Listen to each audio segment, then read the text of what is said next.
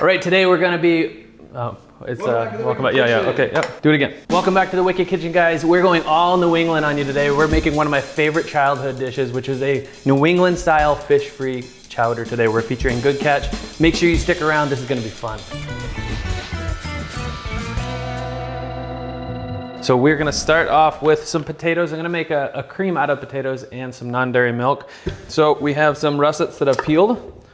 We're just gonna add these to the pot. And this is gonna create that thickness, as I mentioned. All right, so we're gonna use, I would say, let's do 2 russets. Now I like to use a non-dairy milk, obviously unsweetened. Oat milk is really nice. Almond milk is a little bit sweeter.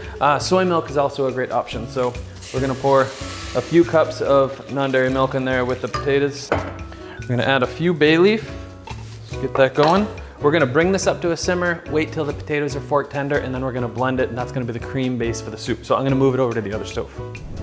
So that is back there simmering. You wanna actually simmer those potatoes until they are fork tender, until they really break apart. To test them, you can take one out and kind of mash it with a fork or with your knife on the board, and then they're ready to go to cream up for the base of the soup. So we're gonna use this Good Catch Fish-Free Tuna. These are 3 shelf-stable products.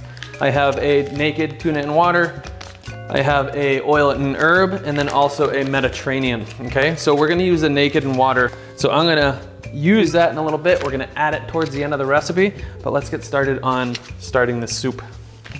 We'll start off with an onion. All right, just gonna dice that up. Get that pan hot. All right, we have some olive oil there.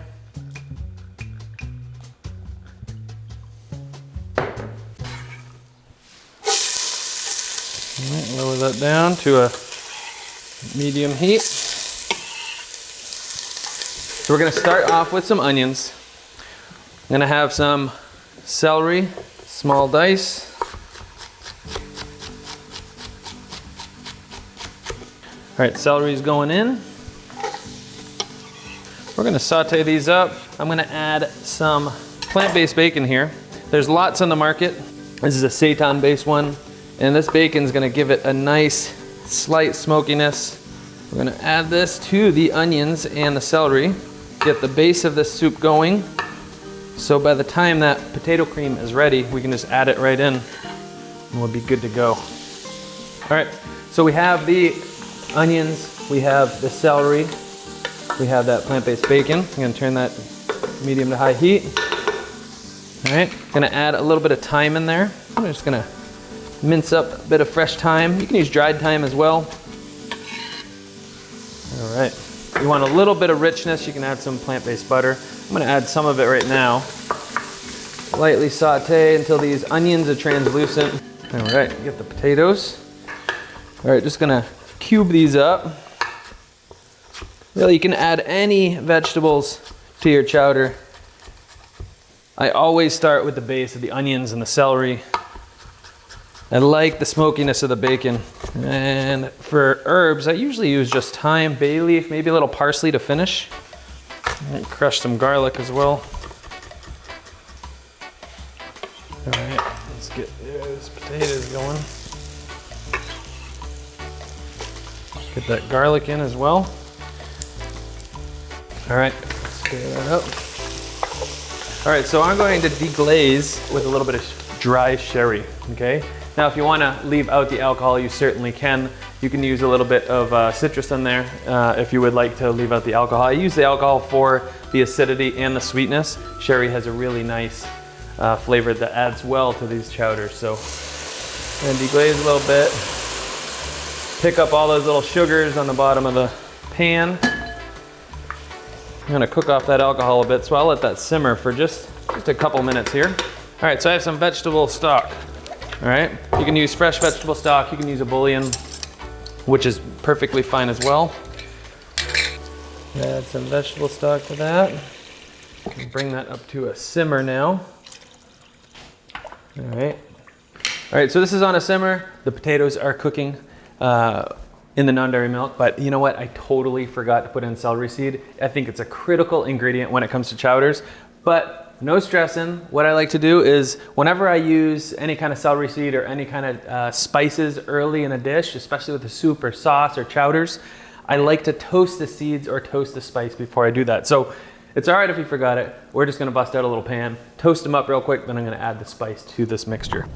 All right, so you're gonna toast these till you start to get some nice aromatics. A lot of aromas come off toasted spices and celery seeds especially. So because it's a little bit hard to see the color, really with a lot of seeds you toast until they're golden, but with these celery seeds they'll start popping a little bit, and that's your sign to take it off burner and add it if you forgot earlier in the recipe. All right, you have some nice aromatics off that celery seed. I'm gonna add that in.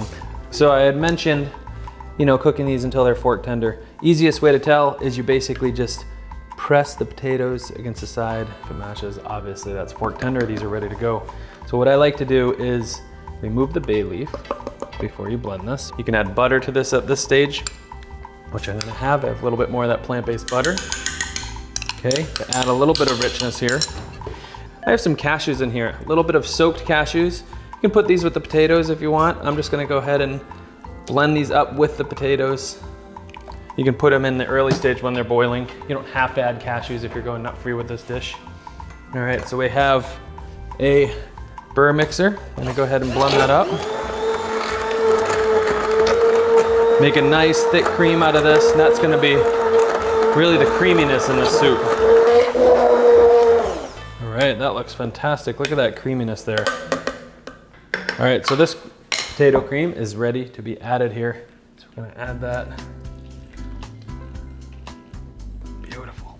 I'm gonna stir that up. That just looks delicious. It looks delicious. So we're gonna bring that up to a simmer. Continue simmering this down. One thing we didn't do is we didn't season as you go. A lot of times when I'm making a soup, I season as I go, but because there are other sodium aspects I added during this, the building of the soup, I didn't season so much. Okay, so we're gonna do the final seasoning towards the end of the soup. Okay, so I'm gonna add some flake salt there. I'm gonna add some black pepper in there, plenty of black pepper. All right, and this is also the time I add the Good Catch product. The nice thing about this product is that this holds up so well in a soup. All right, we're gonna stir it up. Look at that nice, beautiful, chunky consistency there. We're gonna serve this up with some oyster crackers, of course. Only way to eat chowder. We're gonna finish that with some parsley. And there you go. That right there is a wicked good fish-free New England-style chowder. If you like this recipe, be sure you subscribe to our channel here, and if you're in the UK, be sure you pop into a Tesco and check out our Wicked Kitchen line. Until next time, happy cooking. Okay, hold please. Just 1 second.